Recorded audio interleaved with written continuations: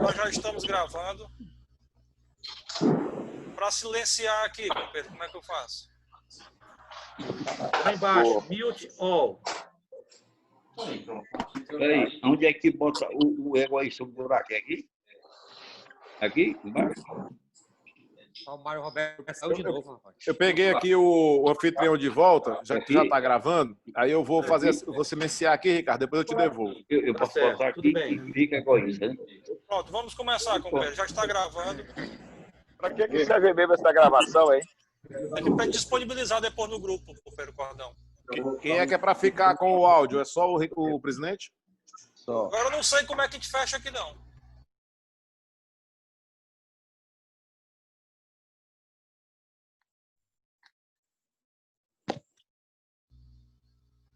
Boa noite, companheiros. Vamos começar a nossa reunião. Declaro aberta a 33ª reunião ordinária do Rotary Club de Teresina Pissarra para o ano rotário 2019-2020. Com as bênçãos de Deus, nosso guia, passo a palavra ao nosso companheiro Ricardo Dias, diretor de protocolo. Companheiros, boa noite. Sejam todos bem-vindos à 33ª reunião ordinária do Rotary Club de Teresina Pissarra, ano rotário 2019-2020. O Rotary Conecta o Mundo. Hoje, dia 20 de maio de 2020, iniciamos o expediente do protocolo, lembrando um pensamento de Paul Harris. Neste mundo, precisamos entender melhor e com mais clareza o valor de certas coisas e a falta de valor de outras. Em seguida, registraremos as datas comemorativas e, logo após, destacaremos os aniversariantes da semana. Teremos também as informações rotárias com o companheiro Paulo Melo, o expediente da tesouraria com o companheiro Neto Carvalho, o expediente da secretaria com o companheiro Samuel Gonçalves. Teremos uma palestra com o Dr. Newton Nunes com o tema Gestão em Tempos de Crise e, logo em seguida, o horário dos comunicados. E finalizaremos com a palavra do nosso presidente, Cláudio Rego. Com a permissão da presidência, registramos as datas comemorativas da semana entre os dias 20 a 27 de maio de 2020. Hoje, 20 de maio, Data Nacional de Camarões, Dia Nacional do Comissário de Menores, Dia Nacional do Medicamento Genérico, dia 21 de maio, Dia da Língua Nacional, dia 22 de maio, Data Nacional do Iêmen, Dia do Apicultor e Dia do Economiário, dia 23 de maio, Dia da Juventude e do Soldado Constitucionalista, Dia da Indústria e do Industrial, dia 24 de maio, Dia do Detento, Dia da Infantaria do Exército Brasileiro, Dia do Vestibulando, dia 25 de maio, Data Nacional da Argentina, Data Nacional da Jordânia, Dia do Trabalhador Rural, Dia do Massagista, Dia do Motorista, Dia do Escritor, Dia Nacional da Adoção e Dia da Costureira. Dia 26 de maio, Data Nacional da Guiana, Dia do Revendedor Lotérico, Dia Nacional do Combate ao Glaucoma e no dia 27 de maio, Dia do Profissional Liberal e Dia da Mata Atlântica. E hoje nós tivemos a antecipação do feriado de Corpus Christi para a próxima sexta-feira, dia 22 de maio. Nesse instante, com a permissão da presidência, homenageamos os aniversariantes da semana entre os dias 20 a 27 de maio de 2020. Dia 22 de maio, companheiro Eduardo Maia de Miranda. Dia 23 de maio, companheiro Felipe Arraes Rezende Leitão. Clébia Maria de Lima Pedrosa, esposa do companheiro Gilberto Pedrosa. E no dia 26 de maio, companheiro Giuliano Amorim Aita, Mayra da Silva Neto, esposa do companheiro Sebastião Ferreira de Diniz Neto, Rafaela de Alencar Pacheco, filha do companheiro Vicente Pacheco, e Guilherme de Alencar Pacheco, também filho do companheiro Vicente Pacheco. Passo a palavra para o companheiro e presidente Cláudio Rego.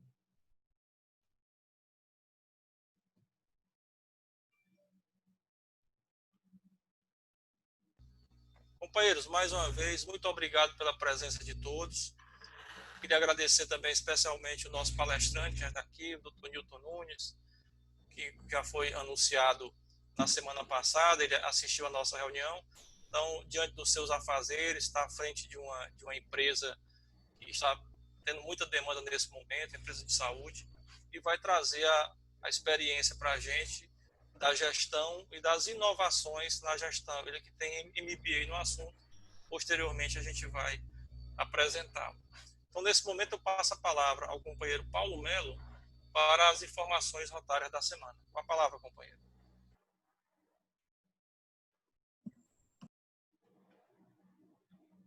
Aberto aí. Alô, companheiros, boa noite. Estão me ouvindo bem? Sim, pode falar, companheiro. Está ótimo. Bom, hoje eu vou falar sobre a informação canto no clube.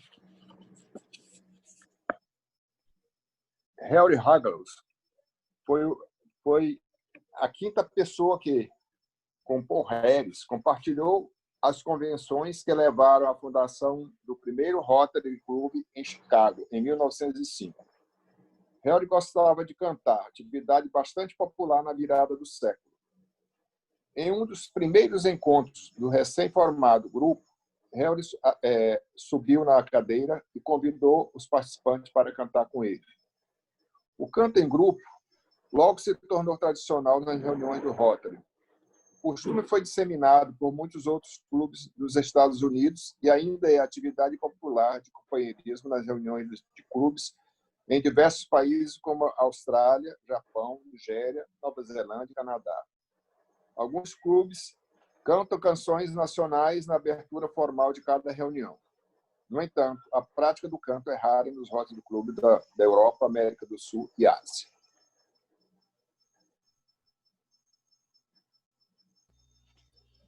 Muito obrigado, companheiro Paulo Melo. Exponha, companheiro. Mais uma vez, pela sua participação.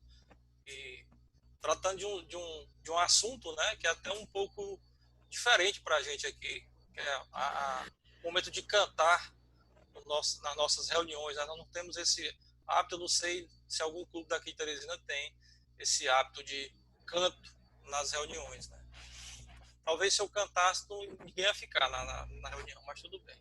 Não sei se tem algum cantor aqui no nosso grupo. Pelo menos que eu conheço, né? Não sei se tem.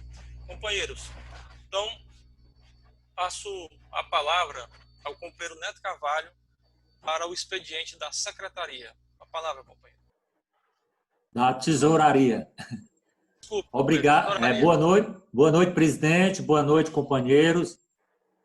Bom, eu sou apenas o terceiro suplente, mas nós estamos aí acompanhando com o conselheiro Henrique, que é o tesoureiro efetivo, e nesse momento a gente precisa da colaboração de todos os companheiros para quitar a mensalidade, lembrando que nesse período de quarentena a mensalidade é apenas R$ 70. E por que nós temos essa necessidade? Porque logo no início da nova gestão, do futuro presidente Samuel, nós temos um compromisso com o Rotary Internacional e o dólar ele se elevou a um valor estratosférico aí, fora da realidade, e a nossa mensalidade continua a mesma. Então, nós precisamos que os companheiros atualizem aí seus compromissos, né, essa pequena colaboração, para que a gente possa cumprir no início do mandato com o nosso compromisso do nosso clube com o Rotary Internacional. Era isso aí que eu queria lembrar e uma boa noite a todos. Muito obrigado, companheiro. Desculpa a apresentação no início. Realmente, esse ponto foi muito tratado na reunião passada e surtiu efeito. Eu quero agradecer aos companheiros que já regularizaram. Então, já melhorou bastante o caixa do clube. Eu hoje já acompanhei. Então, peço que aqueles que não fizeram, entrem em contato com o companheiro Neto, que está aqui presente. Pode ser até pelo chat aqui, a gente passa os dados e depois as informações de cada companheiro. Na verdade, como todos sabem, a gente precisa pagar uma per capita para o Rotary Internacional no começo de cada semestre e essa per capita é muito elevada. Só para vocês terem uma ideia, o dólar no valor do começo do ano, nós pagamos R$11 mil, imagine agora, não tenho nem ideia de quanto será. Então, é um valor realmente muito alto. Mas nós estamos recuperando e temos também uma notícia que daqui a pouquinho eu vou dar, o companheiro Beethoven também tem uma surpresa para a gente aí que quem é do conselho já sabe, mas eu quero anunciar daqui a pouco também para todos os companheiros. Passo a palavra ao companheiro Samuel Gonçalves, agora sim, o expediente da secretaria. Com a palavra, companheiro. Boa noite, companheiros. Companheiros, a minha fala hoje tem inclusive a ver com uma notícia que saiu muito triste. E o companheiro Fábio Martins até postou agora há pouco no Pissarra Debates que existe uma pesquisa do Banco Mundial e que após a pandemia nós vamos ter 60 milhões de pessoas na pobreza extrema. É a questão da economia, né? E hoje à tarde, mais uma vez, eu recebi a ligação da irmã Rita Lisboa. Quem não conhece a irmã Rita, eu acho que quase todo mundo conhece, ela está à frente lá do La Fraternidade, o Amor é a Resposta, e ela me relatou que várias pessoas da comunidade sequer têm CPF, então muita gente não recebeu os R$600 e estão passando, infelizmente, companheiros, ela usou esse termo, passando necessidade mesmo vital, que é alimento. Então, mais uma vez, ela me pediu para conversar com todos vocês a possibilidade da gente tentar arrecadar alguma coisa e doar cestas básicas, qualquer coisa para ajudar. Então, realmente é uma coisa que preocupa muito. Acho que isso vai ser a tônica nesse próximo semestre aí, principalmente, a minha opinião. Quando a gente adentrar ali os meses de setembro, onde eu acho que o número de demissões e a crise econômica vai apertar um pouquinho. Então, é uma notícia bem triste, mas coincidentemente hoje, agora à noite, eu falei até com o presidente e ela me ligou fazendo esse apelo. Então, falei com o presidente, ele me autorizou a dar essa notícia aqui. E, de novo, eu vou colocar, dessa vez, a primeira vez, a gente foi muito rápido, depositaram na minha conta pessoal. Dessa vez, a gente vai colocar a conta do Rotary e a gente vai arrecadar uma semana. E, para a semana que vem, a gente combinar que companheiro pode ir lá comigo para a gente fazer essas entregas lá. Tá bom? Retorno a palavra ao presidente. Obrigado, companheiro. E que fique claro que essa doação ela não tem valor nenhum, mínimo, né? O máximo. Então, cada companheiro pode contribuir com o que tiver condição. A gente sugere que pelo menos uma cota mínima seja de uma cesta básica, porque aí a gente tem uma referência para comprar e aí fazer essa coleta, né? Então, a gente vai dessa vez passar uma semana divulgando no grupo para quem puder colaborar. Eu acho que uma cesta básica a gente pode fazer e na próxima quarta-feira, antes da reunião, eu vou combinar com o companheiro Samuel. Eu acho que quarta-feira pela manhã é um dia bom para mim. À tarde eu dou aula, a tarde toda, não consigo, para ver com ele um horário para a gente deixar esses alimentos lá, que vai ajudar bastante as pessoas da Vila Ferroviária, que todo mundo conhece aqui, fica ali atrás do CI. A carência realmente é muito grande naquela região, além de outros problemas, né, como consumo, tráfico de drogas, etc. Então tem problemas gravíssimos naquela reunião. Companheiros, antes de anunciar o nosso palestrante, até para que depois a gente possa ficar à vontade, fazer as perguntas, o tempo que for necessário, eu vou dar duas notícias para os companheiros aqui. A primeira notícia é que nós vamos participar, como todo ano, da apreciação das contas da governadoria no exercício no ano rotário 2018-2019. Então, como o nosso clube é o maior clube do distrito, a gente tem 3 delegados para indicar. E nós chegamos em um consenso para indicar 3 companheiros nossos aqui, mas eu preciso que todos ratifiquem o nome, porque eu tenho que enviar essa informação ao distrito de que os nomes foram ratificados em assembleia. Então, os companheiros que nós escolhemos para representar o nosso clube é o companheiro Ezequias Costa, o companheiro Felipe Salha e o companheiro Neto Carvalho.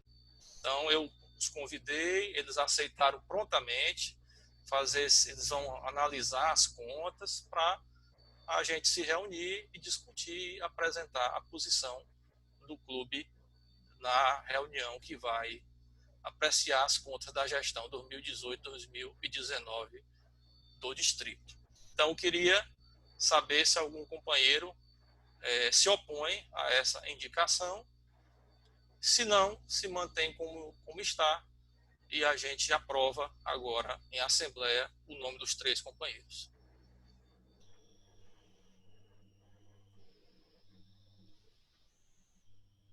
Então, o companheiro Samuel Gonçalves registra aí o nome dos 3 companheiros aprovados para a gente informar ao distrito já amanhã, tá bom? E a segunda notícia, ficamos muito felizes com a indicação do nosso clube, Rotary Clube de Teresina Pissarra, para apadrinhar um novo clube no distrito.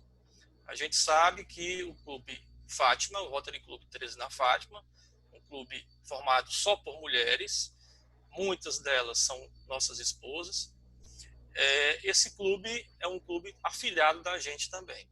Então, dentre os vários clubes que poderiam ser escolhidos, inclusive o Fátima, o companheiro Beethoven, que ficou à frente dessa empreitada, nos indicou o Rotary Clube de Teresina Pissarra para ser padrinho, o que para o distrito é muito relevante. E eu gostaria de passar a palavra para o companheiro Beethoven rapidamente, só para ele dar essa notícia e como ele teve essa ideia e essa deferência para a gente. Governador Beethoven, gostaria que você se manifestasse, por gentileza. Boa noite, companheiros, queridos amigos do Rotary Clube Pissarra. Eu tenho boas notícias. A primeira notícia é que o tesoureiro do clube, na reunião passada, ficou de passar os detalhes da minha conta, que eu queria fechar o ano. Quero lembrar que eu pago apenas 50% aqui, o jantar. O outro 50% são os deveres do Clube de Floriano, relativo à Rota Nacional e governadoria, etc. A outra notícia é que eu gostaria de doar um livro que eu estou lendo pela segunda vez. Esse livro é de grande importância porque ele foi escrito pelo Henry Kissinger, que foi um dos maiores elementos da diplomacia americana. Ele recebeu o título também de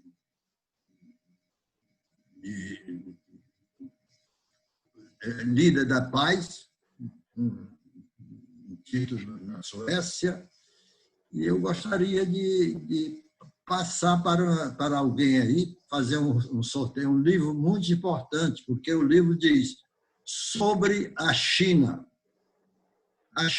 que está chegando ao topo do mundo, a China que tinha os imperadores que eram homens de Deus, a China que era o império do meio, entre o céu e a terra.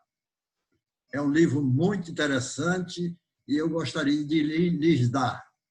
Eu não tenho livro, mas vou comprar na livraria e passo para o presidente. O presidente haverá de escolher a maneira de fazer um sorteio, etc. A outra notícia é uma notícia muito importante. Nós fomos procurados, há algum tempo atrás, por pessoas que desejavam fundar um novo clube de Rotary em Teresina. Uma pessoa chamada Graça Arraes, que é muito conhecida, e Regina Mendes. E essas coisas que eles queriam que nós dessemos o apoio para esse trabalho. E concordamos em dar com esse apoio, e esse apoio floresceu.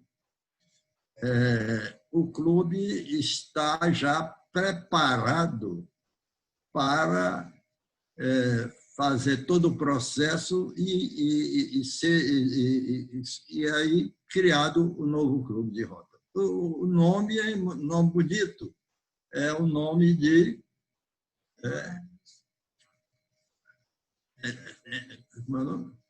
Morada do Sol. Morada do Sol. Morada do Sol.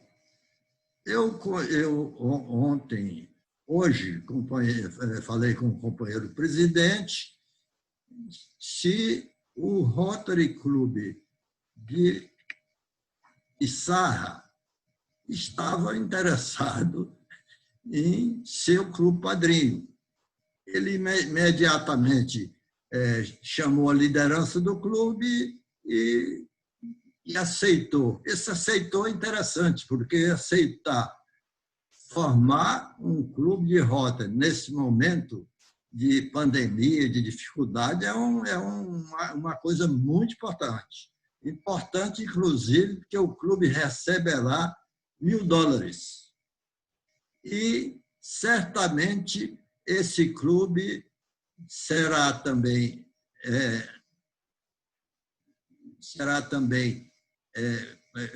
exaltado pela própria direção do Rotary Internacional. Com isso, eu acho que o companheiro Cláudio Rego é um homem de sorte. Ele vai fundar um clube de Rotary. Nós estamos muito satisfeitos, muito preparados, e a ideia é que esse clube já estará produzindo resultados a partir de ainda este mês de maio ou princípio de junho. Então, fica aí o registro. Eu estou muito feliz com isso e, evidentemente, que fundar Rotary, neste momento que o Rotary Internacional está preocupado, porque estamos fazendo reuniões virtuais e, com isso, o Rotary Internacional está com preocupação de perdermos associados. Então, amigos, a notícia é boa, eu fico feliz também de estar contribuindo para Rotary Internacional, contribuindo para o meu clube. Você sabe, eu tenho 2 clubes, contribuindo com tudo. É muita alegria para mim. A Claudinha também tem me ajudado muito, a minha companheira de lá, mas companheira também de Rotary. A gente está muito feliz. Essa é a notícia boa que eu trago para vocês. Se vocês quiserem fazer alguma pergunta, tudo bem. Senão, eu acho que expliquei muito bem. Companheiro Beethoven, muito obrigado, governador, pela deferência ao nosso clube. Queria agradecer aos companheiros que eu coloquei no nosso grupo do conselho, e todos se manifestaram, inclusive alguns comentando, justificando o apoio. Então, muito importante, porque mostra esse conhecimento do que é o Rotary e do que é se criar um clube nesse momento, no momento de crise. Eu quero dizer aos companheiros, o companheiro Samuel Gonçalves já sabe, que nós temos pretensos também novos candidatos a ingressar no clube. Então, que passarão certamente pela avaliação do nosso DQA, mas tomarão posse, se for o caso, após aprovados, e aí a gente sabe que há os critérios, na gestão do companheiro Samuel Gonçalves. Então, é o Pissarra pujante é o Pissarra, firme e forte nesse momento de dificuldade, mas nós estamos mostrando que somos capazes de superar e vamos superar. Com decreto estendido ou não, mas nós vamos para frente, nós já sabemos aí que o governo estendeu o decreto, então nós vamos para frente, mas nós vamos superar e nós estamos aqui para isso, o clube todo unido nesse propósito, todo mundo se ajudando no que pode para fazer o melhor. Então eu quero, nesse momento, com muita satisfação, chamar o nosso palestrante, o Dr. Newton Nunes, que eu vou pedir ao companheiro Ricardo Dias que faça a leitura do currículo do Dr. Newton Nunes, o nosso amigo, conhecido aqui de vários, para falar um pouco para a gente como gerir empresa, organizações, nesse momento, ele com a experiência dele. Até porque é cardiologista também, cuida do coração. Companheiro Ricardo Dias, por favor. Então, o Dr. Newton Nunes, ele é médico cardiologista formado pela UFP, ele é Master of Business Administration, MBA, em Gestão Empresarial, pela Fundação Getúlio Vargas, ele é Master of Business Administration, com Gestão em Saúde pela Faculdade Unimed, e ele é doutor em Ciências da Saúde, né, pela Universidade Federal de São Paulo. Então, passo a palavra ao presidente.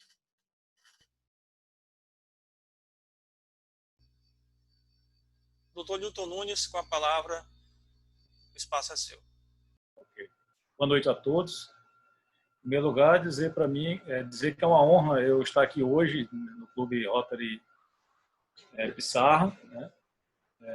Eu que já venho seguindo esse clube de longe, mas já fui a algumas reuniões, né, convidado, e o Cláudio me chamou para falar de uma coisa que muitos de vocês aqui, na verdade, já sabem, né? Muitos têm empresas, eu conheço, mesmo alguns não me conhecendo, eu já conheço bastante gente do clube, e sei que todos vocês têm uma experiência com gestão e já têm negócios e muitos bem-sucedidos aqui. Na verdade, a minha experiência prática é mais em gestão em saúde, tá? Mas eu trouxe aqui algumas coisas para a gente fazer na verdade é um bate-papo mesmo. A ideia não é a gente colocar nada muito formal, né? É a gente discutir e saber que nós estamos num momento muito complicado da nossa história, da história do mundo, né? É uma situação inédita do século,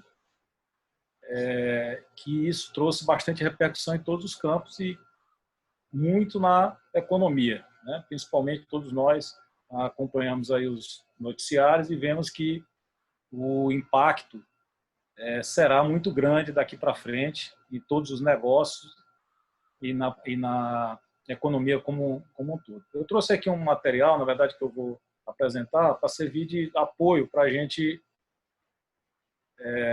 falar um pouquinho sobre isso, como a gente administrar no tempo de crise, muito baseado na minha experiência também, prática, né? Vocês estão vendo aí a tela? Estão vendo a tela? Sim. Tá, ok, né? Tá, ok. Então, assim, eu preparei esses slides, né, para a gente discutir, então, como fazer uma gestão em tempos de crise, que, na verdade, nós vamos sobreviver ao caos que está nesse momento. É um caos sanitário que vai repercutir sobre a economia. Mesmo antes da pandemia, nós temos uma situação, nós já tínhamos uma situação que era essa é uma manchete do UOL, né? Já antes dessa pandemia, que dizia o seguinte, que de cada 10 empresas, 6 fecham antes de completar 5 anos. Daí mostrando como é difícil, todos vocês sabem, como é difícil manter uma empresa aberta por muito tempo. Vários fatores contribuem para essa quebra, mas, de um modo geral, ela representa uma dificuldade que o empresário brasileiro tem em manter o seu negócio durante um longo tempo. E se esse cenário já era desafiador, depois da crise, o mundo já mudou e nós temos agora um novo, que chama de novo normal, né? Nós vamos partir de uma nova base, onde nós vamos ter uma retração econômica, provavelmente uma recessão mesmo, onde as empresas terão diminuição de suas receitas, as pessoas físicas, diminuição das suas rendas, vamos ter um aumento no desemprego, falências de empresa, endividamento de famílias e de empresas. Também é muito conhecido uma afirmação que toda crise é também uma oportunidade, tá? Mas ela só vai ser oportunidade para quem souber aproveitar ela, porque senão nós vamos sucumbir a todo esse cenário e muita gente não vai conseguir sobreviver daqui para frente. Vamos ter muita dificuldade. Eu trouxe para vocês aqui um relatório da McKinsey, já atualizado agora, que ele mostra o seguinte: se vocês observarem aqui, a projeção deles é que, mesmo se houvesse, né, um rápido e efetivo controle do vírus, o que não está acontecendo aqui no Brasil, a projeção de recuperação da economia brasileira a voltar ao patamar antes da crise é só no primeiro trimestre de 2021. Isso se fosse controlado, tá certo? E aí projetando uma queda do PIB em torno de 8,8% nesse período aqui do último trimestre de 2019 até o segundo trimestre de 2020. Mas nós estamos nessa segundo cenário aqui, ó. Nós não estamos conseguindo controlar bem porque a crise não está sendo adequadamente conduzida, isso é fato, independente de qualquer viés político. Para deixar claro, eu votei no presidente Bolsonaro, mas é um fato. Não está sendo bem conduzido. Então, nós estamos aqui nessa segunda parte que diz o seguinte, que se não houver um controle efetivo, mesmo a gente fazendo essa resposta, mas se o vírus não for muito bem controlado, há uma projeção da gente só voltar ao patamar pré-crise em 2023, com uma projeção de queda de PIB nesse período de menos 11,8% e terminando o PIB com a variação de menos 8%, que é o mais provável, menos 8,6%, que é o mais provável que aconteça na gente até o final do ano. Portanto, vocês podem concluir que o cenário vai ser muito grave. Vejam que a gente já vinha recuperando a economia através do ministro Paulo Guedes, fazendo bastante acerto no começo do governo, mas infelizmente veio uma crise que ninguém contava com ela. E isso jogou por terra todo um planejamento que vinha sendo feito. Bom, mas será que o impacto dessa crise é igual para todo mundo? Esse aqui é um gráfico que mostra impactos o impacto ele é diferente em determinados segmentos e setores. Então, vejam vocês aqui do lado esquerdo que as companhias aéreas e as agências de viagem, petróleo, também bancos, eles sofreram muito mais do que outros negócios, como, por exemplo, as farmacêuticas, que estão vendendo remédio adoidado aí, né? E até empresas de tecnologia. Então, a crise, apesar de ser grave, ela não é igual para todo mundo. Dependendo do ramo do seu negócio, ela pode impactar mais ou menos. E isso aí vai exigir também estratégias diferentes. Esse outro gráfico também ele mostra onde estão os principais países do mundo agora, nesse momento. Tá certo? Então, todo mundo já passou pela preparação da tempestade. O Brasil deu sorte, porque foi um dos últimos países a passar por ela, mas não soube aproveitar a sua vantagem temporal, não aproveitou a experiência que os outros países tiveram, né, para poder superar melhor essa crise. E nós estamos ainda aqui navegando na tempestade, aqui junto com os Estados Unidos, Inglaterra, que também estão sofrendo pesadamente com essa crise. A China, né, jogou todo mundo aí no caos, mas já está aqui, ó, escapando junto com a Coreia do Sul, já vai saindo da tempestade e se preparando para gerenciar o seu crescimento a partir de então. Veja que o choque econômico dessa tempestade vai ser violento, né? Está sendo, na verdade. Uma série de medidas foram tomadas, todos nós sabemos, lockdown, distanciamento social, enfim, isso impacta sobremaneira em todos os negócios.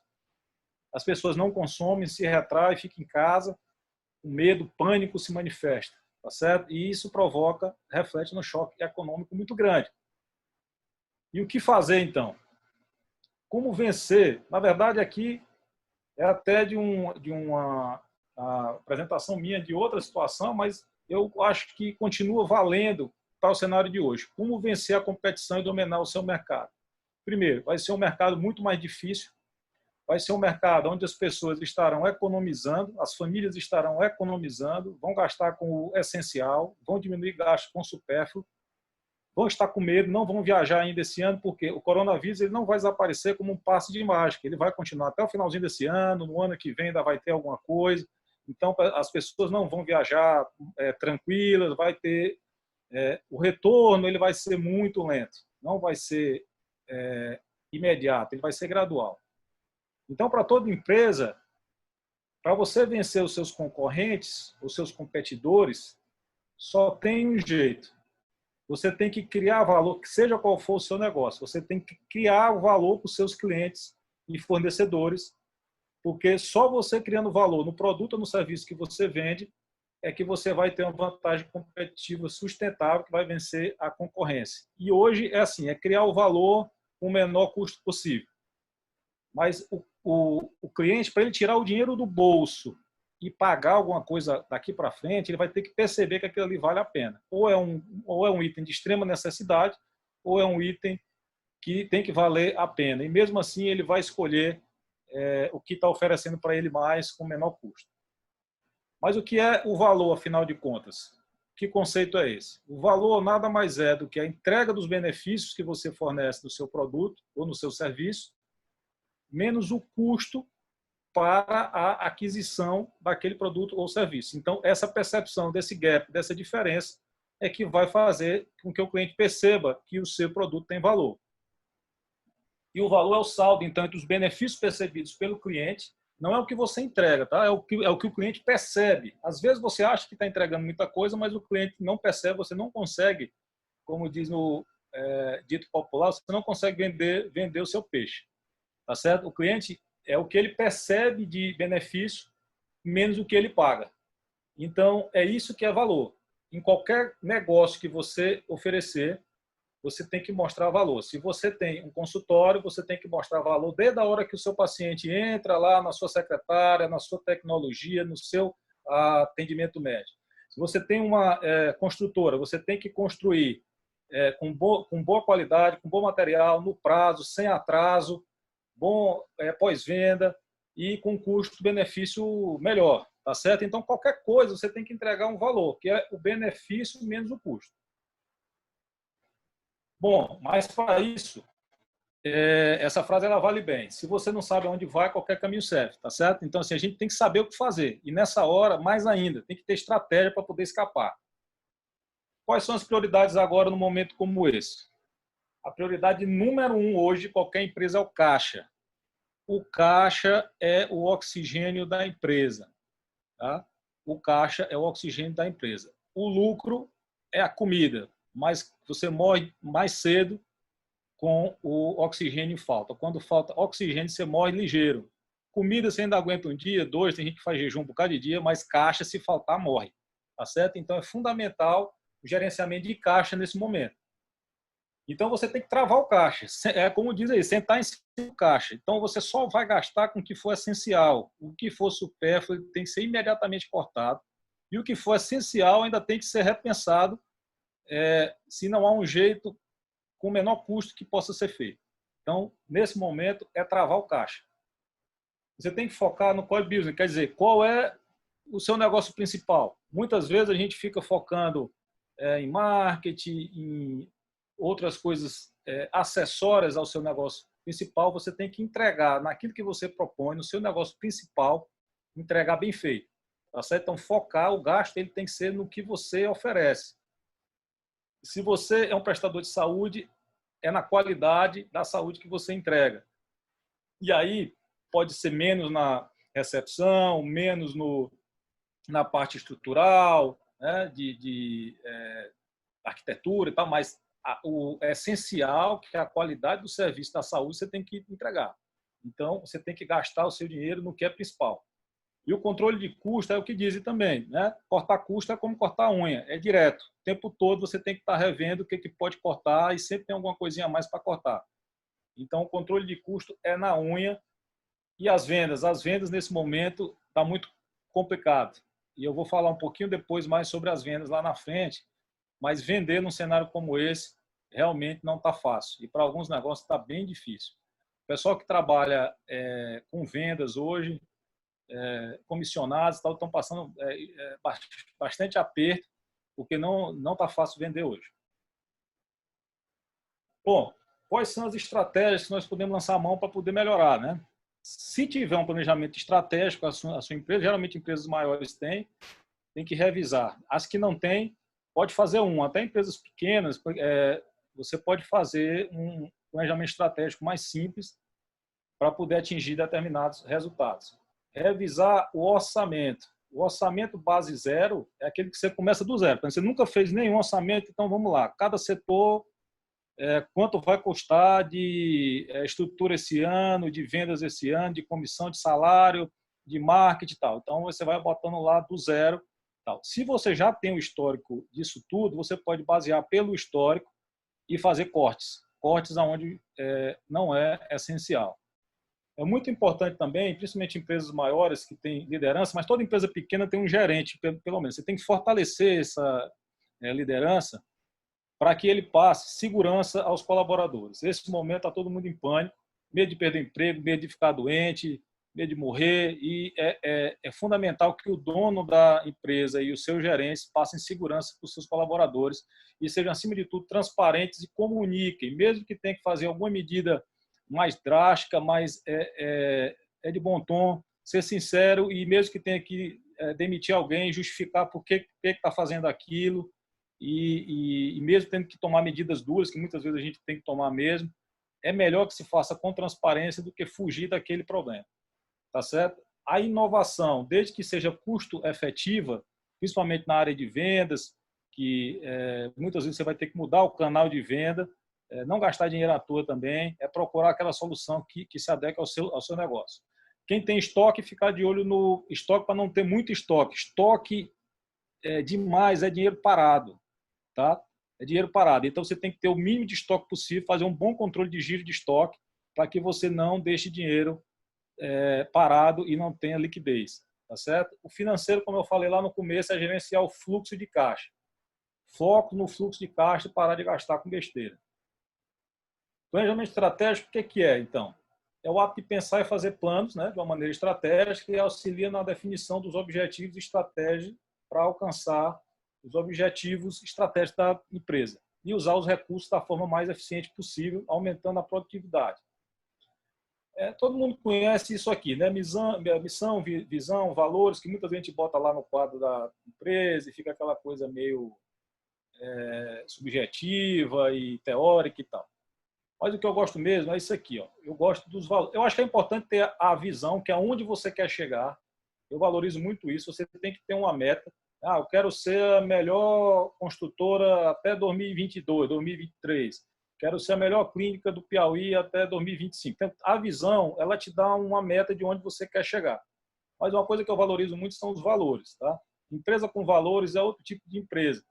Os valores são aquelas crenças, a regra de comportamento que uma empresa tem, que fazem com que todos os participantes daquela empresa trabalhem de acordo com aqueles valores. Eles são princípios que a empresa tem e que boas empresas têm, né? E que os colaboradores... Eu digo o seguinte, os valores é aquilo que acontece quando você, o dono, não está lá na empresa. Então, assim, como é que acontece quando um cliente chega lá reclamando? Como é que isso se resolve? Como é que acontece quando algum funcionário seu erra? Quais são aqueles procedimentos que são feitos em determinadas situações? E mesmo que você não esteja lá, como é que a empresa funciona?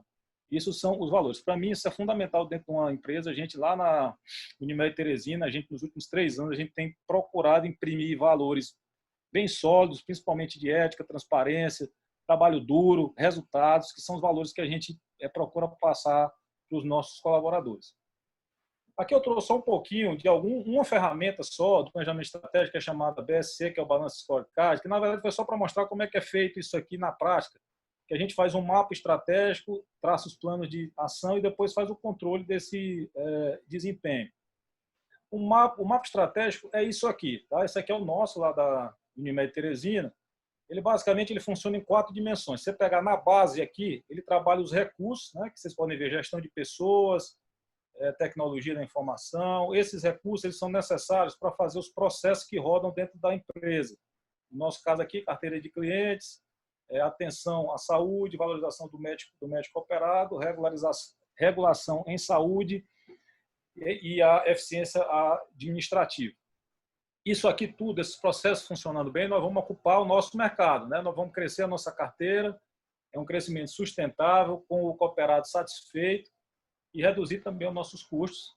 Obviamente tem que ter sempre essa preocupação e no final vai dar a linha financeira, que é aumentar a receita, né? E gerar resultados econômicos e financeiros. Esse é exatamente o nosso mapa que a gente segue hoje e eu estou tentando trazer aqui uma coisa prática de uma coisa que a gente já faz.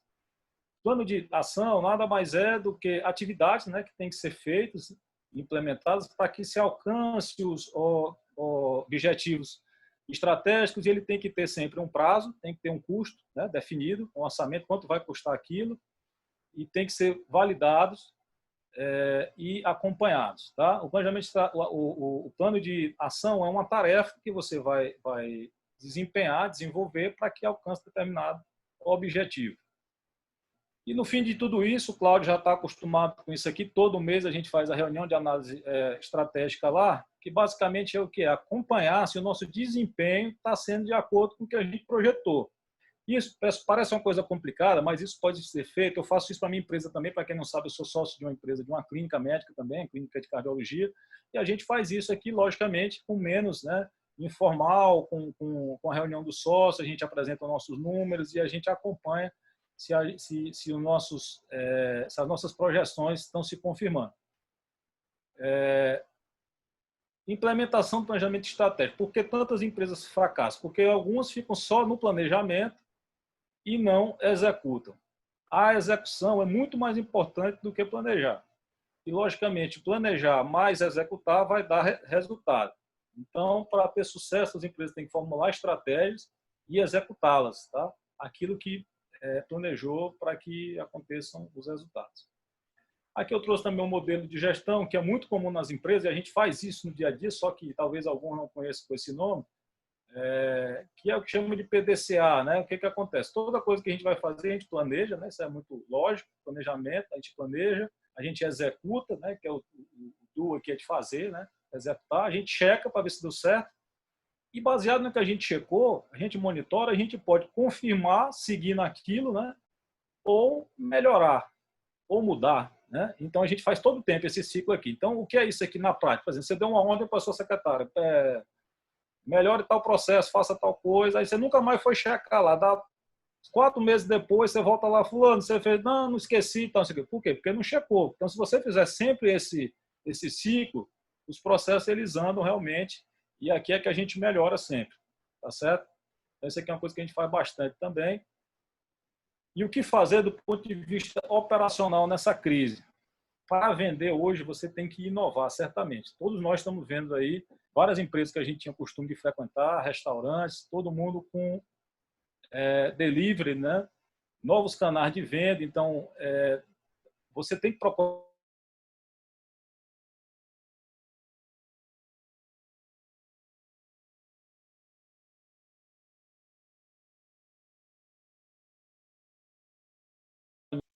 seja de que for. O Omnichannel já é uma evolução disso aí, onde tudo isso se integra em dados. Então, por exemplo, aquela coisa que você pega, liga para o Magazine Luiza, né? Compra um celular. Eu já fiz isso com a minha filha que mora lá em São Paulo. Eu comprei no computador, ele entregou numa loja física lá no Magazine Luiza, ela foi buscar lá na loja e pegou o celular. Então, isso aí chama Omnichannel, né? Então, todo mundo está vendo aí os deliveries, drive-thru também, porque está tendo que todo mundo ficar isolado, então está tendo muito isso, tanto em loja, em farmácia. Hoje mesmo, ontem, aliás, fui na Casa das Linhas lá, compramos lá um produto com a minha esposa, cheguei lá, a gente ligou, fez a compra, tal, pagou, cheguei lá, só peguei e fui embora. Tá? Então, quer dizer, as empresas estão inovando para vender. Tá? Uma dúvida que sempre fica é o que fazer com o marketing. A primeira tendência, principalmente quem tem pouco dinheiro, empresa pequena, é cortar logo o marketing. Né? Diz que é desnecessário, enfim. Aí, Na verdade, eu tenho uma posição um pouco assim, você tem que fazer o marketing direcionado. Então, você não pode fazer um marketing generalizado e nesse momento que o pessoal não está comprando nada. Entendeu? Se for fazer um marketing, é alguma coisa muito localizada e de menor custo. Mas cortar não. Acho que você cortar marketing, porque a sua marca ela tem que estar todo o tempo em evidência, ela não pode desaparecer na crise. Então, depois desse momento, vai voltar daqui, se Deus quiser, daqui a uns 2 meses, deve estar voltando aí a normalidade, a sua marca vai ficar. Tá? Como eu falei, gerenciar estoque, né? Já falei sobre isso, porque muito estoque significa pouca liquidez, quer dizer, pouca capacidade de transformar aquilo em dinheiro, certo? Otimizar os colaboradores, por exemplo, lá na Unimed mesmo, a gente pega um colaborador, já pedi para fazer outras coisas, se você está parado, está em casa, porque não pode ir, porque é grupo de risco, você já vai fazer outra coisa, entendeu? Otimizar ao máximo colaborador. Na minha clínica eu também fiz o mesmo. Então, se você reduzir o quadro, você vai ter que pegar um que ele fazia só uma coisa e vai fazer outras coisas também. Tá certo? Muita gente em home office, né, que é um novo modo de trabalho, talvez isso aqui fique para sempre para a gente, uma parte, né? E ela é viável para alguns setores, para outros negócios não, mas dá algumas vantagens também para a gente. Economiza energia, água, comida, EPIs nessa pandemia. Vocês sabem que para o trabalhador agora vai ter que voltar, né?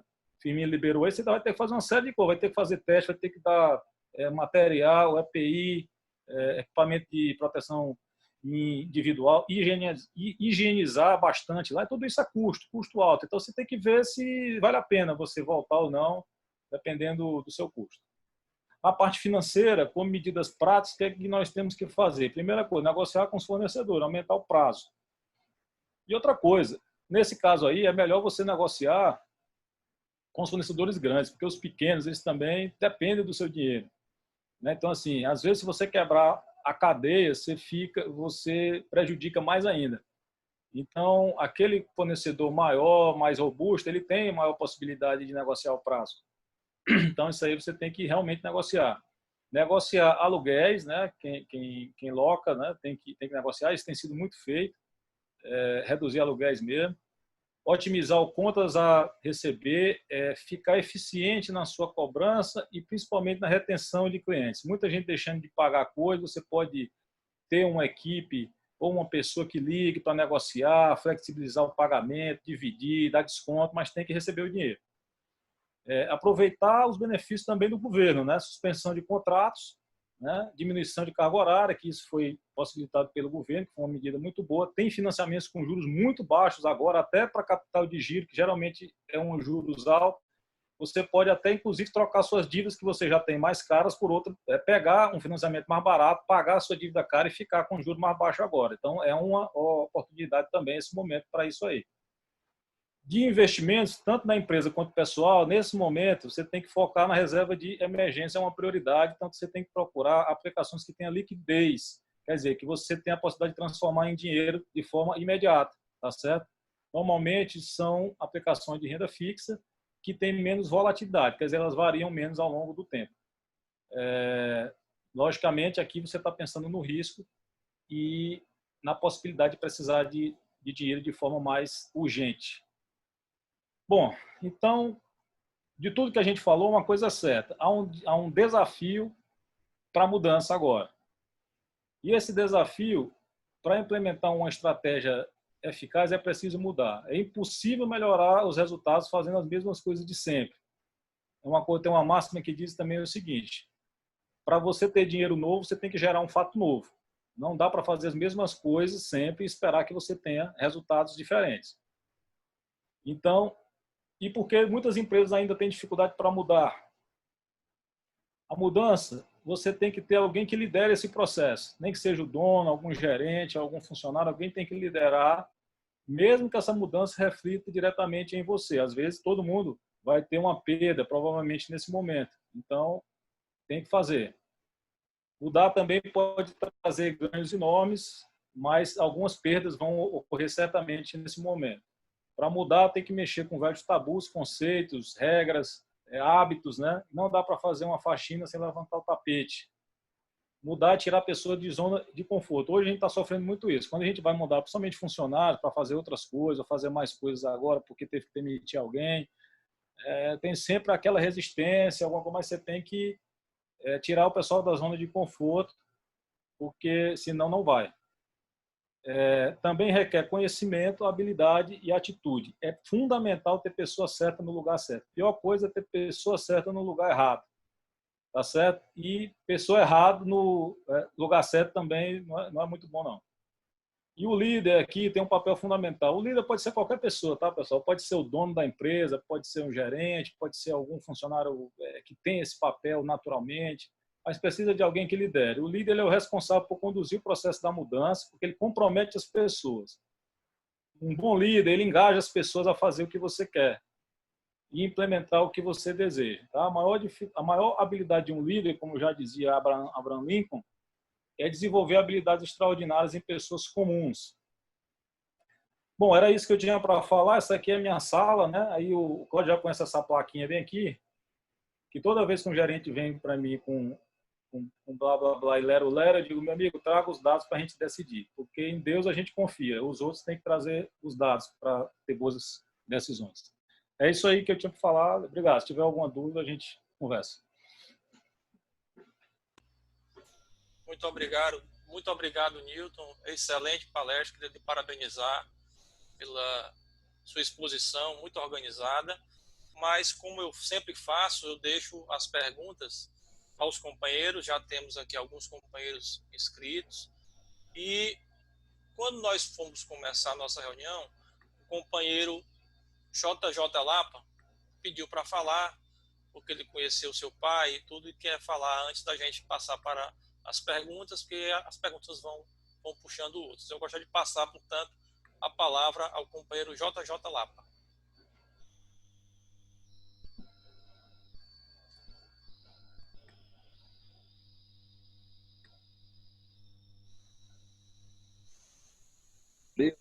Desde o tempo do rádio, que foi meu companheiro Newton Nunes. Afinal de contas, um grande cardiologista tem que ser, naturalmente, um grande financista.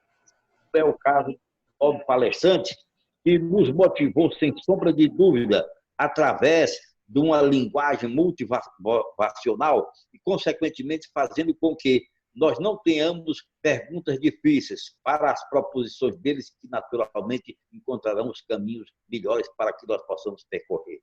Eu quero simplesmente aliar parabéns à palestra do nobre amigo Newton Nunes Filho, e dizer que o seu pai, que compartilhou conosco a época em que estava na Paraíba, era tão bom que ele também sabia fazer uma economia nas suas finanças, porque ele, lá em Campina Grande, ele ia para Recife para assistir jogos da seleção brasileira.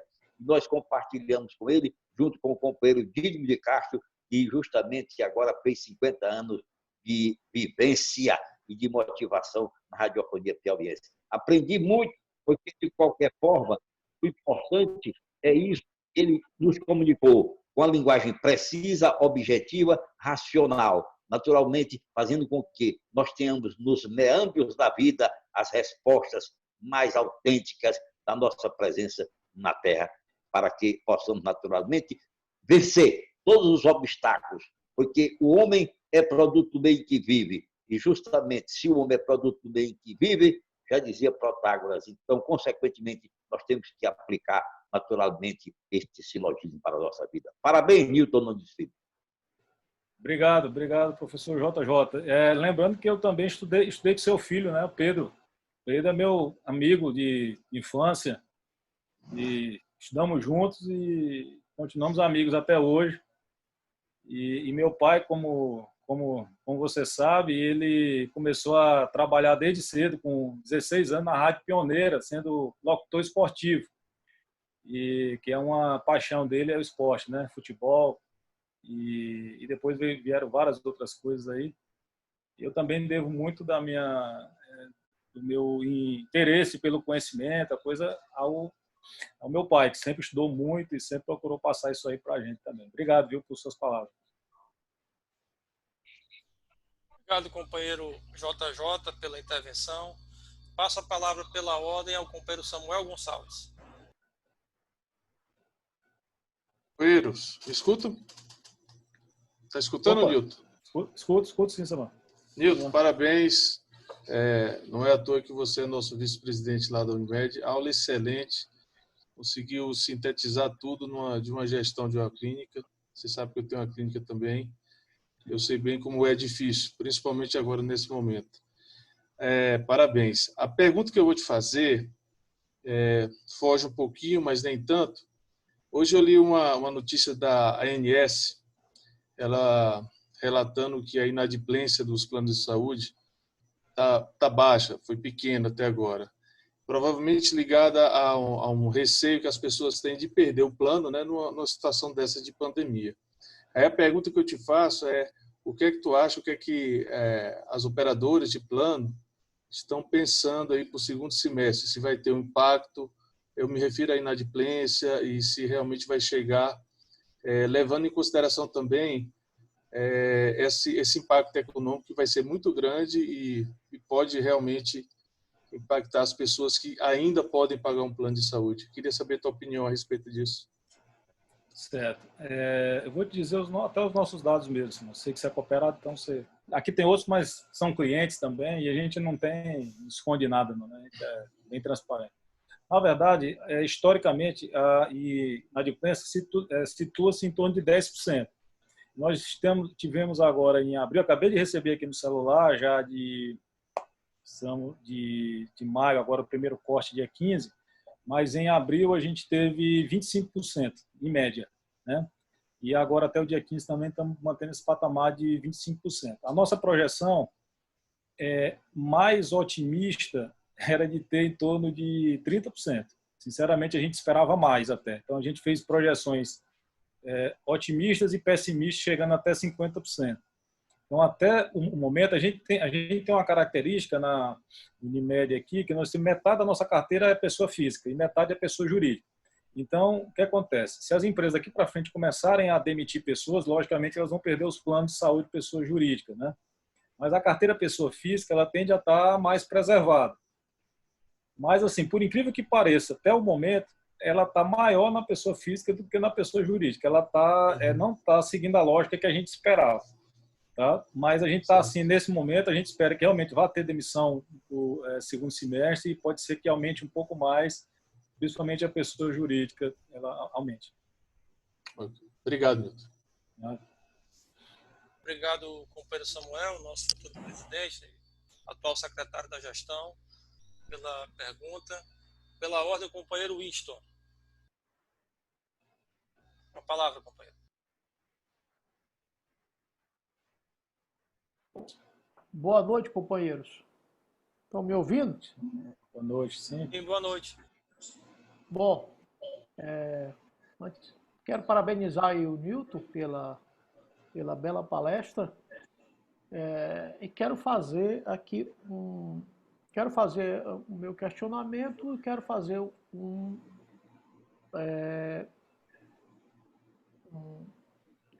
comentário sobre o meu trabalho aqui. E baseado no que está acontecendo no meu dia a dia, eu quero fazer esse questionamento. Gostei muito da palestra, dá para a gente aprender muita coisa. E o que eu queria verificar com você é o seguinte. No início, você colocou uma planilha onde os segmentos que vão ter sucesso pós-crise e alguns segmentos que vão ter maior dificuldades. Então, quem trabalha com empresas aéreas, me parece que você colocou, e agências de viagem. Eu sou representante comercial e trabalho representando uma multinacional de linha branca, a Electrolux. Como tinha muitos ali no seu gráfico, eu acabei não identificando alguma coisa sobre eletrônico. Não sei se você pode me dizer alguma coisa a respeito. Eu vou voltar aqui para ver se a gente inclui aqui. Eu acho que ela está ali no meio, viu? Só do que eu vi. A minha curiosidade, na verdade, eu não sei se foi justamente na hora que eu me ausentei, mas enfim, era só para me saber no seu gráfico aonde se posiciona esse segmento de linha branca, para os companheiros que não ela tá aqui exatamente no meio, tá? Tá aqui como bens duráveis, né, de consumo duráveis. Ela está no meio da lista aqui. Ela não está nem no extremo de pior, nem no extremo de melhor. Ela está bem no... Mas ainda com vendas, pelo que eu entendi, com impacto médio, né? Médio para pouco. Bom, então, para os companheiros que não sabem, no segmento linha branca, seriam os produtos como refrigeradores, fogões, ar-condicionados, bebedouros. Então, essa é o que chamo de linha branca. Lavadoras de roupa, enfim. Bom, então o que eu queria passar para os companheiros e para o Nilton, a minha experiência. Eu tenho hoje na minha carteira de clientes, Nilton, mais ou menos 200 clientes espalhados em 4 estados: Piauí, Maranhão, Pará e Tocantins. São clientes varejistas, como, por exemplo, o Paraíba, Pintos Magazines. Né? Não, o Paraíba, eu nem o Paraíba, mas só para exemplificar. Então, onde é que é o interessante da história toda aí? Para a gente não se alongar muito e eu fazer o meu questionamento. Eu trabalho como representante comercial há 32 anos. Represento a Electrolux há um pouco mais de 2 anos. Fiz a minha carteira de cliente esses 200 e poucos clientes, 200 clientes aproximadamente, ao longo de mais de 2 anos. E como alguns companheiros sabem, eu me ausento muito das reuniões, até porque eu viajo muito. Eu rodo em média de 5.000 a 6.000 quilômetros, rodava, né? Na estrada, de 5.000 a 6.000 quilômetros mês, viajando pelo Piauí, Maranhão, Pará e Tocantins. E o que é que acontece? Pelo fato de viajar bastante, você tem despesa. Você tem despesa de deslocamento, você tem despesa de hotel, você tem despesa de combustível, restaurante e tudo. E agora, por conta da pandemia, eu fiquei em casa e fazendo vendas. E por incrível que pareça, para surpresa aí de vocês, que vocês vão se surpreender, eu nunca vendi tanto na minha vida. Eu estou vendendo de 3 a 4 vezes mais do que eu vendia antes, viajando. Eu nunca vendi tanto à vista na minha vida como eu estou vendendo agora. O à vista da empresa, e a empresa chama-se Electrolux, que eu represento, é uma multinacional. É um depoimento que eu quero passar para os meus amigos e principalmente para o Nilton, e depois eu faço o meu questionamento. Os meus clientes, eu tenho clientes que têm 1 loja, clientes que têm 2 lojas, clientes que têm 5, 7, 9, eu tenho um cliente que tem 60 lojas, eu tenho um cliente que tem mais de 80 lojas. E aí tem o Grupo Mateus, que alguns colegas sabem que eu atendo o Grupo Mateus. Eu tenho a Pintos Magazine, do Marcos Pintos. Eu tenho, enfim, vários. Eu tenho Casa Sampaio, enfim. Não adianta citar, que são muitos. Então eu atendo um pequeno cliente que tem 1 loja, o cara que tem pequeno e médio e grande varejo eu atendo. E estou gastando menos em casa, rodando menos e vendendo de 3 a 4 vezes mais. E nunca vendi tanto à vista. E o à vista é o antecipado. O cara paga para poder receber. Então, talvez para vocês deva ser uma surpresa. Diante do quadro que nós estamos vivendo, eu fazer um depoimento desse. Então, esses clientes, você sabe o que é que eles dizem para mim, na maioria? Do interior do Maranhão, do interior do Pará, do interior do Tocantins. Eles falam da segunda quinzena de abril, até ontem, até hoje. Para vocês terem uma ideia, eu falei para a empresa que eu ia parar de vender. não ia vender, que eu vou só resolver problemas na próxima semana até o final do mês. Esses clientes falam para mim, Winston, para mim é um Natal. Eu nunca vendi tanto como agora. Então, é uma fotografia de momento. Pode ser que daqui a 2 meses a coisa complique, não sei o que e tal. Então, o meu questionamento que eu faço para você, nós estamos diante de uma situação, né, que foge totalmente eu sou um cara muito otimista. Eu acredito muito no que o Paulo Guedes tem falado, que nós vamos sair dessa crise, vamos sair muito mais. Esse meu depoimento, eu quero até que sirva como, eu espero, né, que sirva como energia, como alguma energia positiva para todo mundo. Eu acredito muito e espero que continue assim. Eu não sei se o meu segmento, eu estou sendo privilegiado. E eu até espero que eu continue vendendo, eu espero que as coisas... Mas o que eu posso dizer para você é que a fotografia do momento é essa aí que eu passei para vocês. Tá? Então, o meu questionamento era justamente assim, esses números que a pesquisa mostra de um PIB negativo de 8 pontos, é porque é uma coisa isolada do meu segmento ou realmente é o que... Porque a gente vê muita pesquisa e que no final acaba que não acontece isso. Não é o que... De repente é uma surpresa. E eu ouvi uma frase do Paulo Guedes dizendo, olha, vocês vão se surpreender. Então, o que está acontecendo no meu segmento, e a fotografia, eu estou querendo deixar bem claro que é uma fotografia do momento. Eu não sei o que vai acontecer em setembro, como você citou aí. Né?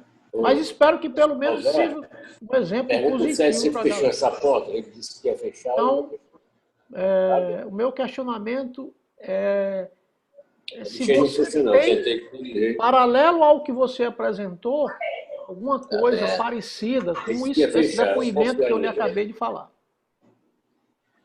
Eu vou tirar essa fechar, é muito interessante isso aí que você falou. Primeira coisa, guarde o dinheiro. Não, primeira coisa é o seguinte, guarde o dinheiro, é a primeira coisa que eu vou lhe dizer. Porque você já fez o resultado do ano, né? Mas assim, é muito interessante. E é lógico que a crise ela não vai afetar todos da mesma forma. Como eu falei aqui, tem segmento que vai ser muito mais afetado. Né? Essa linha aí talvez não seja tanto, eu imagino. E outra coisa, o pessoal está deixando, o pessoal não está comprando na praça porque não sabe se vai ter dinheiro para pagar a parcela depois. Talvez já pegue o dinheiro e já compre logo e evite parcelar, por exemplo, não sei.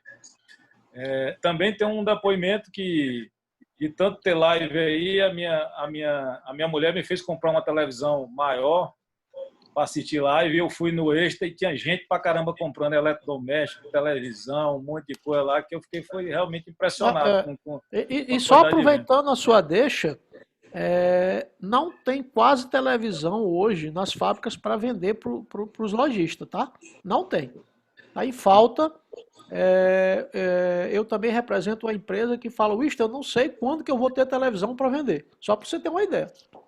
Pois é, eu de certa forma, eu acredito muito no Paulo Guedes, sabe? É um cara que eu boto muita fé nele e eu tenho certeza que ele vai lançar a mão de tudo que for possível para essa economia voltar de novo ao que era, né? O que ele estava desenhando, né? E assim, eu acho que realmente aqui no Brasil a gente vai, lógico, vai ter crise, não é dizer que não vai ter, mas, por exemplo, companhia aérea e agência de viagem, certeza que vão passar dificuldade no final desse ano, porque quem é que vai viajar para a Europa, quem é que vai viajar para os Estados Unidos, sabendo que está rodando esse vírus por lá ainda? Ninguém vai. Né? Então, assim, agora alguns outros segmentos, como o seu, por exemplo, pode ser que realmente ele não sofra tanto quanto outros. Entendeu? É assim que eu penso. E eu acho que a gente não está... Eu fico aqui pensando o seguinte, o que seria da gente se fosse o PT que tivesse ganho esse negócio? A gente estava lascado. Então, assim, pelo menos o Paulo Guedes está aí para poder segurar a economia. Eu acho que ele vai fazer o melhor possível. E eu tenho fé nisso também. E só aproveitando que você falou sobre turismo e agência de viagem, eu tenho A esposa de um amigo meu que foi demitida agora recentemente, trabalhando 20 anos com turismo, trabalhando em agência, ela foi demitida, está fazendo o acerto. E o que eu falei para ele é o seguinte: ninguém vai viajar para a Europa, ninguém vai viajar para os Estados Unidos, que são os lugares que mais o pessoal procura para viajar, mas se ela vai começar a fazer pacotes é aquela história que está na sua planilha, que é a criatividade, né? Que na crise o que vai prevalecer são essas ideias. Então, quando ela começar a fazer pacotes de viagem interna dentro do Brasil, né? Porque quem tem costume de viajar não vai deixar de viajar, não. Mas se você for criativo, você começa a viajar para dentro do Brasil. Tem tanto lugar bacana, tem tanto lugar bonito no Brasil para se visitar. Então é aí que entra isso que está na sua planilha, né? Na dificuldade vai prevalecer quem for mais criativo, né? Perfeito, é isso mesmo. Obrigado, companheiro Winston, pela intervenção. Pela ordem, o companheiro Andrade Júnior. Eu vou pedir só ao companheiro Ricardo Dias que verifique o microfone do companheiro Adilson Carvalho, o governador, que está aberto. Acho que ele deu uma saidinha. Está dando interferência. Ok, obrigado. Companheiro Andrade Júnior com a palavra.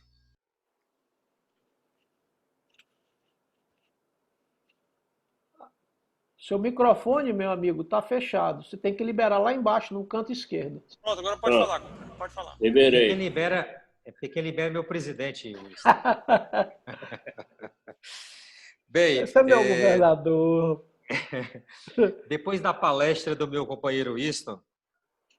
Não. Não. Eu só fiz... Foi muito boa. A palestra do Winston foi muito boa, realmente. Depois eu espero ter sido motivacional, Andrade. Foi, claro que sim. Queria perguntar, primeiro colocar para o doutor Newton,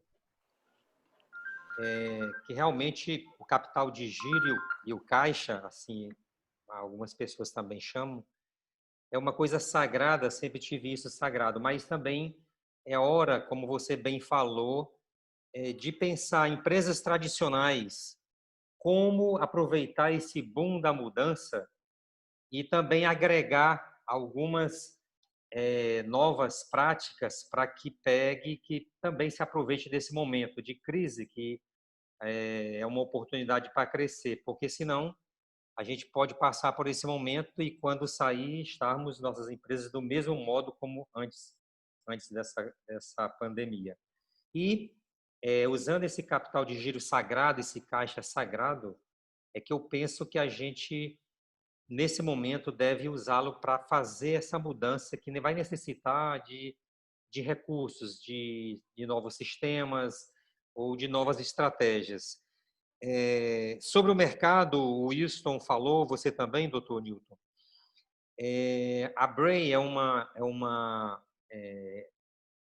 diria um instituto de pesquisa que faz levantamento de mercado imobiliário na maior parte dos estados do Brasil, São Paulo, Rio e também aqui no Piauí. O Sinduscom aqui também contratou essa mesma empresa. E ela vem fazendo, por conta dela, uma pesquisa a nível nacional sobre essa intenção, esse humor da população com relação ao mercado. E o que tem que ser mostrado em março e abril se confirmou, ele está fazendo mensalmente, é que as pessoas estão adiando o seu sonho, pelo menos na aquisição de imóvel, adiando esse sonho algo em torno de 6 meses, diferentemente do mercado do companheiro Winston. Então, é preocupante. E aí eu faço uma pergunta, concluindo, para não se tornar uma palestra também, com o meu companheiro Winston. O que o planejamento, eu vi aí, doutor Newton, que muito bem colocado, e eu estou fazendo até um curso agora na FGV online, aproveitando esse momento de pandemia, exatamente sobre planejamento estratégico. E vi aí que você está bem formatado, esse planejamento na Unimed. Qual é o segredo para que realmente o planejamento estratégico não fique só no papel, para que ele realmente ajude a empresa? Eu estava até vendo quando se tem um planejamento estratégico e você coloca ele realmente em execução, ele é um diferencial. Eu até imaginei que seria uma grande oportunidade das empresas nesse momento de efetivar um verdadeiro planejamento estratégico que gere realmente um resultado para a empresa. Então, esse é o meu questionamento, doutor. Muito obrigado e parabéns pela palestra. Muito bem, Andrade. Realmente isso aí foi muito interessante. Eu vou te dar um exemplo da minha própria empresa, não Unimed, da minha clínica.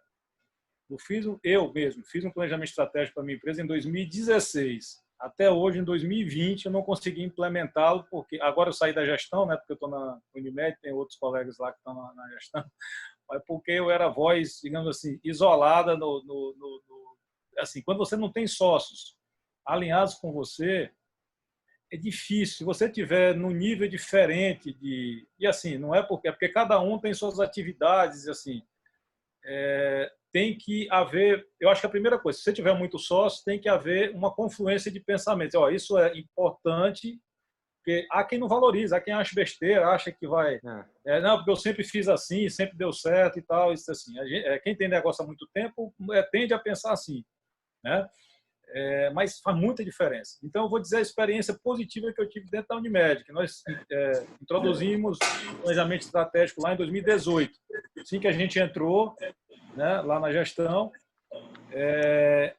e eu acho que o principal foi que os objetivos a serem atingidos, eles têm que ser construídos a partir, junto com as pessoas que vão executá-los. Exemplo, se você tem lá, não sei se a sua estrutura, se tem gerente, se tem coordenador, enfim, não pode ser uma coisa top-down, quer dizer, de cima para baixo você vai impor e vai acontecer. Ele tem que ser primeiro construído com as pessoas que fazem parte da empresa, para saber o que faz sentido para vocês.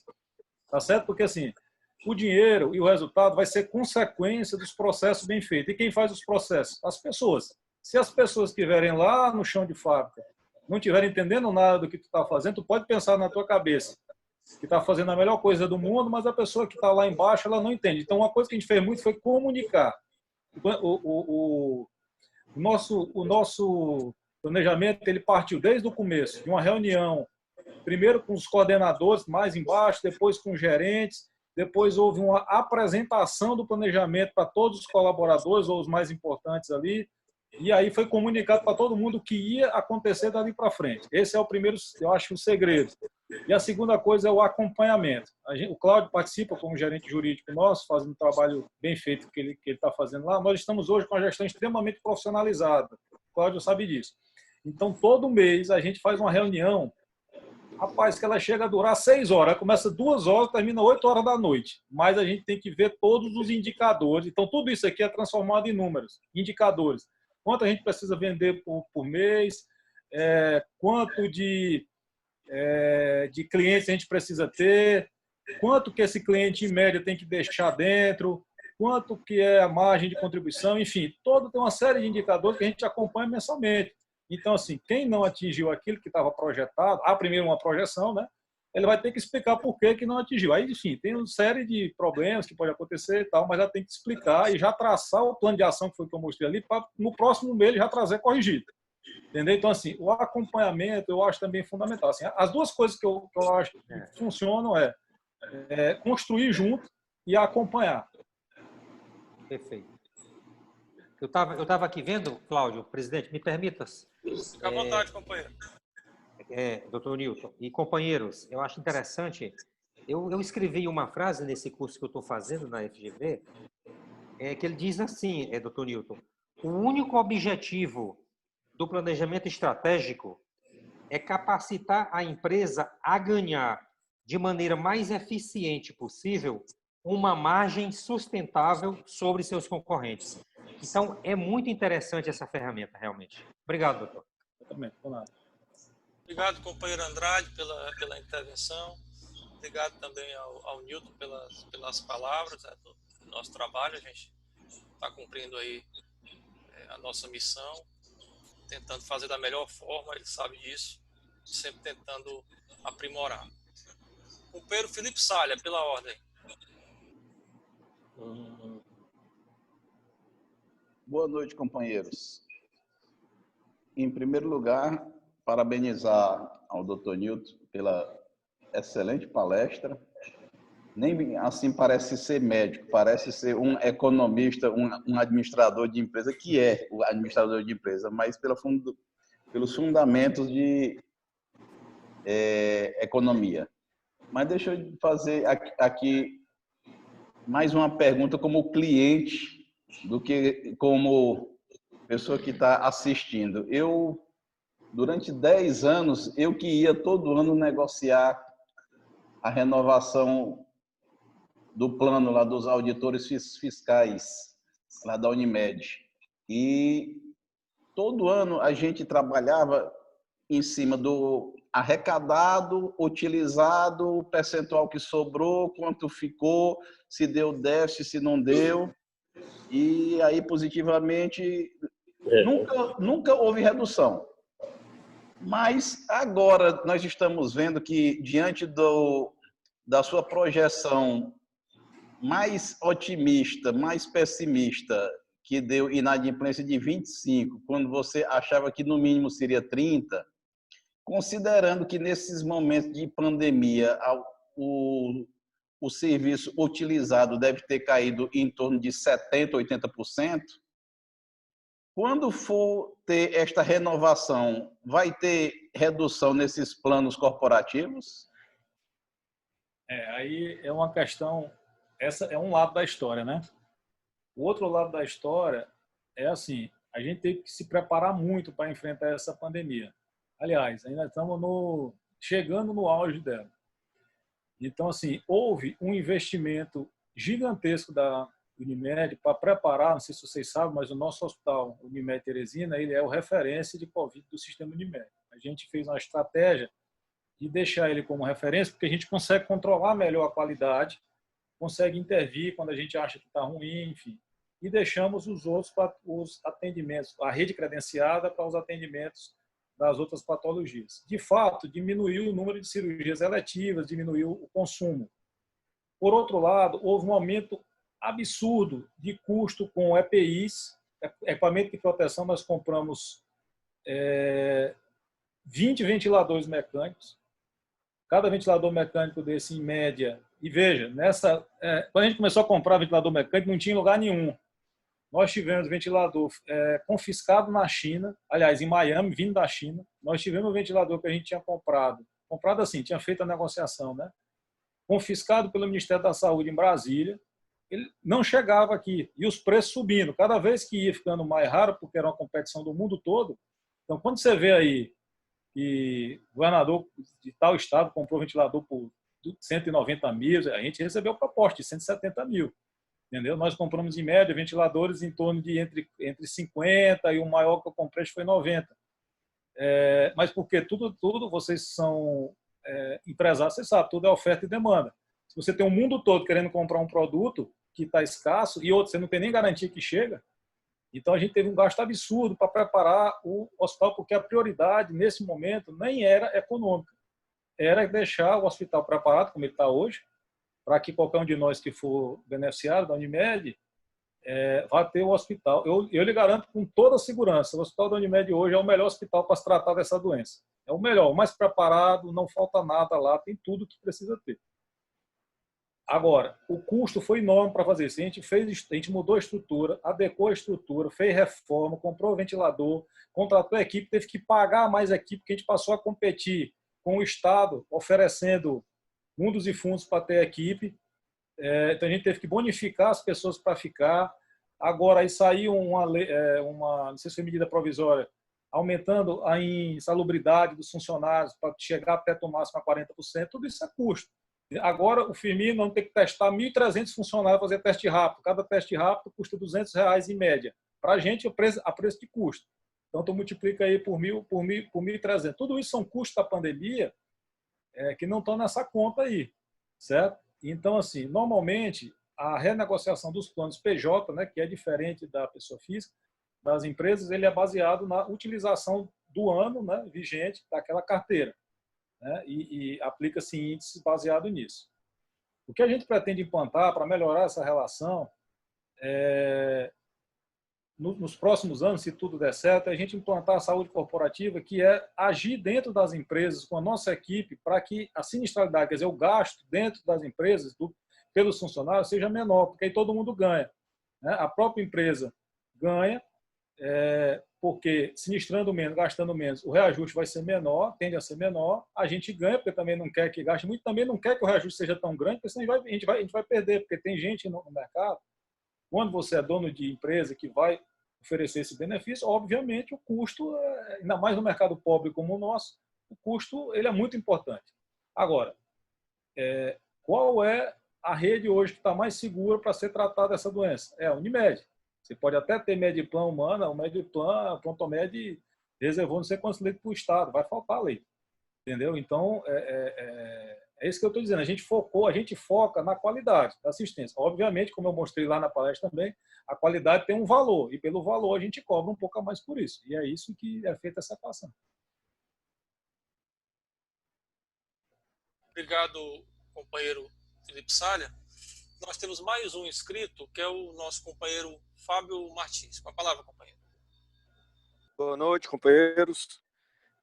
Parabéns, Newton, doutor Newton, médico muito competente, que já demonstra sua qualidade aqui em Teresina há bastante tempo e que também realmente apresentou uma palestra muito...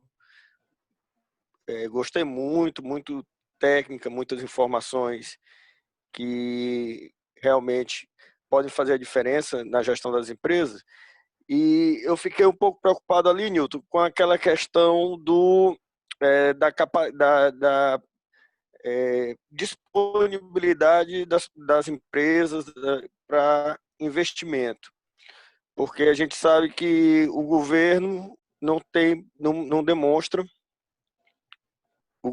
demonstra ter condições de arcar com as despesas, que dirá dos investimentos que são necessários para fazer frente a uma demanda que não diminuiu por causa da pandemia. Essa demanda provavelmente aumentou em todas as áreas, de saúde, de saneamento, de educação, de segurança, de tudo. O setor privado também descapitalizado, faturando pouco, sem ter condições de fazer frente aos investimentos que a sociedade precisa. E o PIB com essa perspectiva de grande queda. Então, a minha pergunta vai no sentido de onde você vislumbra a maior contribuição para a recuperação, se é do investimento público ou do investimento privado. Essa é a minha pergunta. Essa é uma boa pergunta. Tá certo? É o seguinte, o que eu acho? As empresas que fizeram a lição de casa que tinha que ser feita antes da pandemia, que é exatamente você ter um capital de reserva para fazer frente. Isso que aconteceu na economia é o que se chama de cisne negro, né? É uma coisa que ninguém espera e de repente uma catástrofe. Lógico que as empresas que têm melhores marcas e têm mais, vamos dizer assim, lastro, né? Que têm reservas, eu te digo com toda a segurança.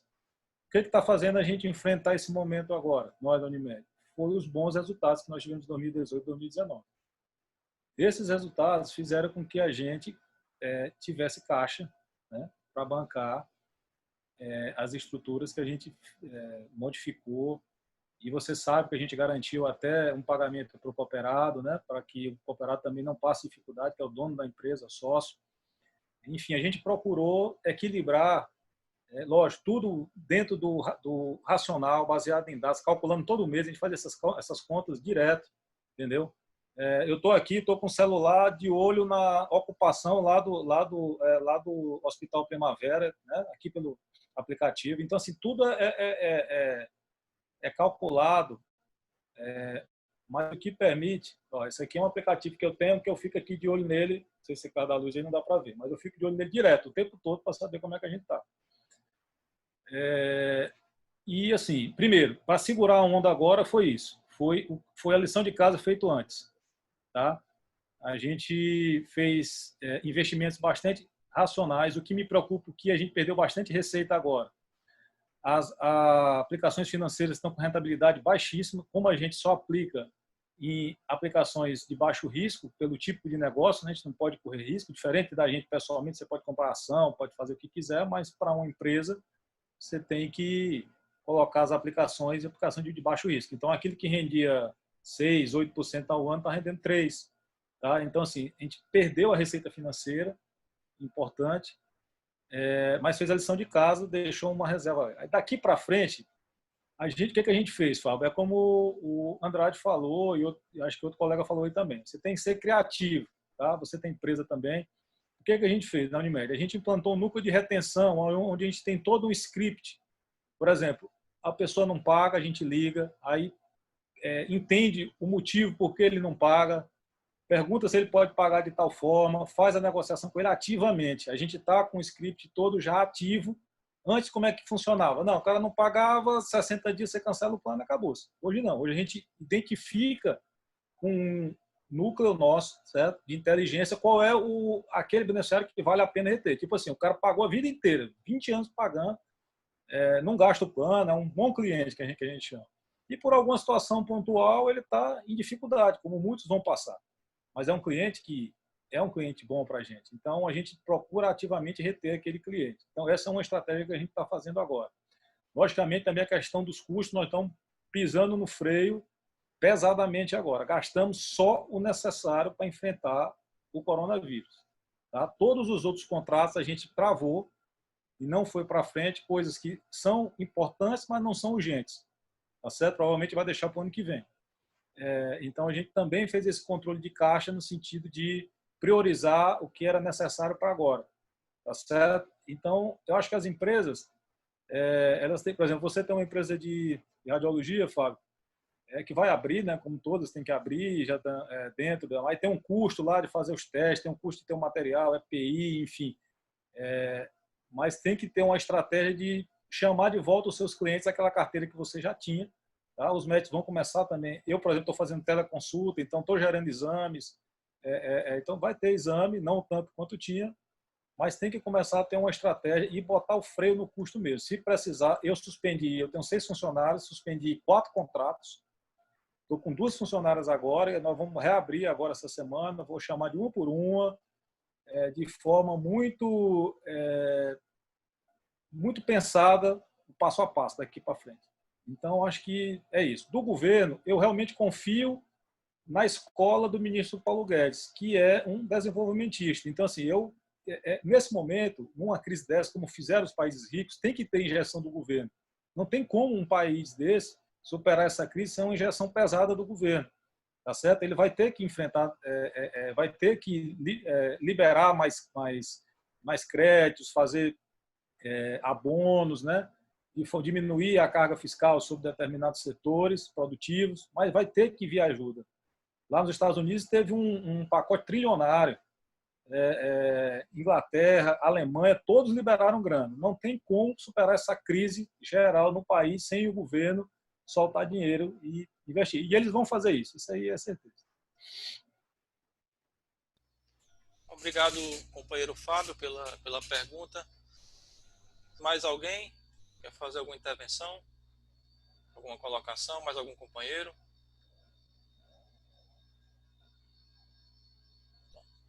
Então, companheiros, eu queria agradecer muito ao nosso palestrante, ao Newton, por ter aceitado o convite. Como vocês perceberam, ele ficou aqui com a gente, mas tendo demanda a resolver, realmente está bastante dedicado nesse momento de crise. Por isso que eu convidei, porque como eu fui gestor público, também trabalhei muito com essas situações de crise. Até brinquei com ele ontem, que eu não invejava a situação dele. Eu também sofri muito quando eu era gestor. E assim, mas é um grande aprendizado, a gente cresce bastante, né? E ele que é uma pessoa muito serena, centrada, ele está conseguindo realizar um excelente trabalho, porque ele é muito estudioso. Por isso que eu achei relevante trazer para a gente aqui, porque eu vi de perto o trabalho e a preocupação dele em inovar. Ele não falou aqui, mas ele está participando de muitos eventos, inclusive em nível internacional, sobre tecnologia de gestão. Tem muita coisa que ele está envolvido aí para superar esse momento. Por isso que eu achei interessante convidá-lo para dar essa luz para a gente aqui, em alguns pontos que ele crê, que ele acha importante, e a visão também de momento e, sobretudo, para frente, né? Porque eu acho que a crise, todos nós sabemos que ela existe e vai existir mais ainda. Então, a gente tem uma visão em perspectiva muito interessante. Como disse o companheiro Winston, demonstrando na prática que alguns segmentos vão ter um resultado diferente. E até segmentos, como ele mesmo disse, que surpreendem. Né? Ele mesmo imaginou que trabalha há 30 anos nesse segmento, nunca imaginou se deparar com uma situação dessa e com um resultado desse. Então, realmente, eu queria agradecer muito a presença do Newton, agradecer a participação de todos os companheiros nessa nossa reunião. Mais uma vez, estamos aqui superando as 10 horas na reunião com o quórum. E já também aproveitando, por fim, para anunciar a nossa próxima palestra da próxima quarta-feira, já está confirmado. O companheiro Wilson Gondim já tinha colocado a sugestão, eu acho que há 15 dias, há 2 reuniões, do Dr. Cerqueira Dantas, para falar sobre o Covid e as políticas de enfrentamento ao Covid, se houve acerto, se não houve, a visão dele, que já é conhecida por alguns, acho que todo mundo ouviu alguns áudios colocados, e aí, certamente, ele daqui a mais uma semana, e com o decreto confirmado hoje, a prorrogação pelo governo do Estado, até o dia 7 de junho, acabei de confirmar aqui, então até dia 7 de junho continuamos nesse momento, então certamente ele vai trazer aí elementos para que a gente possa perguntar e esclarecer e ouvir um outro ponto de vista, né? Ouvir e perceber outras opiniões. Então, eu já de antemão convido todos os companheiros a fazer frente na próxima reunião e agradeço muito a participação de todos aqui e declaro assim encerrado. Presidente, Opa, companheiro Mário. Antes de você encerrar, eu só queria... Você falou que tinha pretensos futuros sócios, né? Não, eu disse concorrentes. Possíveis. Isso, candidatos. E o Rotary Fátima, ele está recebendo agora e fazendo posse virtualmente de uma nova sócia. Então, o que eu queria dizer é que a gente não precisa aguardar o retorno das reuniões presenciais para a gente fazer esse ingresso dos novos companheiros, se assim for o caso, desde que eles concordem, né? Podemos iniciar o nosso procedimento, já é online, já tinha feito isso antes, o procedimento de seleção, e fazer a posse virtual, se for o caso. Mas, Mário, quem é que vai pagar o jantar deles? Virtual. Jantar vai ser por conta do Felipe Salha. Com esse canal novo dele aí no YouTube, ele faz o jantar virtual também. Manda entregar na casa de cada um. Eu quero comunicar aos companheiros que gravando ainda, hein? Eu dou a vara de pescar e o anzol. Você pega o peixe.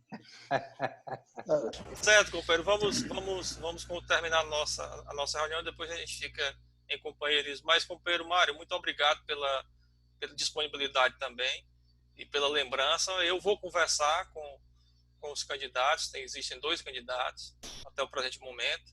Se alguém tiver também alguma indicação, para que a gente já possa fazer esta semana, para dar tempo de passar pelo DQA, né, cujo presidente é você, companheiro, para verificar na sua comissão, para fazer a avaliação e cumprir os passos aí de ingresso do clube, que será uma honra muito grande para mim ainda finalizar a nossa gestão, porque o tempo passa muito rápido, né? Nós já vamos para o final de maio, eu só tenho mais um mês de gestão, 1º de julho assume o companheiro Samuel, nós temos também que programar a posse, que certamente vai ser uma posse virtual. Virtual não, né? Real, mas através de uma teleconferência. Posse é real. Posse é real. Processo é virtual. O processo é que é através da teleconferência. Mas, companheiros, muito obrigado. Mais uma vez, uma boa noite, uma semana abençoada com muita saúde. E declaro encerrada a nossa 33ª reunião ordinária do Rotary Clube de Teresina Pissarra. Boa ano noite, rotado companheiro. 2019, 2020. Muito obrigado, boa noite e sigamos em companheirismo. Boa noite, presidente. Boa noite. Agora é a nossa hora. Agora é hora de Presidente. lascar o pau aí. Para de Aí. gravar, rapaz. Deixa eu parar a gravação.